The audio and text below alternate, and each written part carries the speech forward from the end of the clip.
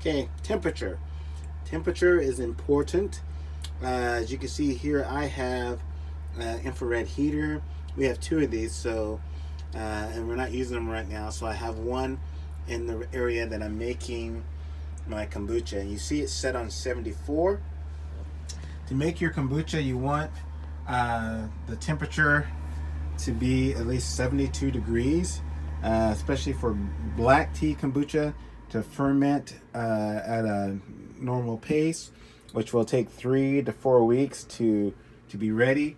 You need your temperature to be at least 72 degrees. Once again, I have mine set at 74. Now, the reason for that is that keeps the scobies and the yeast being active. And so when you refrigerate your kombucha, it would continue to produce scobies. It would continue to ferment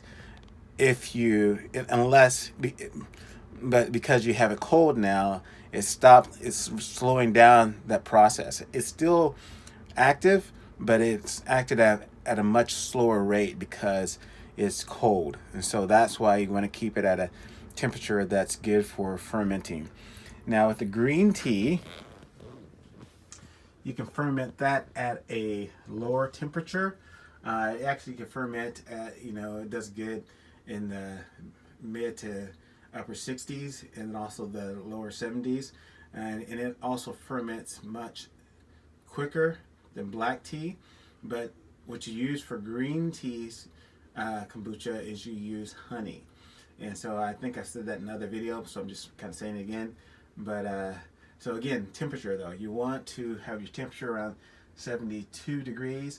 You can use, if you don't have a heater, you can just put it in a place in your house, and I'll show you that in a little bit. You can put it in a place in your house where there's a lot of heat. Like I have we have our cabinets over the stove, and so I have a jar actually on top of the cabinets over the stove. And then also you can use a heating pad, like, that you would use on your back, whatever. You can put that underneath the jar and put it on low, and that will keep it warm. And then I wrap a towel around it as well, just to kind of keep that jar warm. So you can do that as well. And there's also these things called seed pads I guess they're used for when you're germinating different types of plants. And you can buy seed pads and put them underneath there, and they'll keep them warm as well. But again, you don't have to do any of that. You can just put it in a warm place in your house.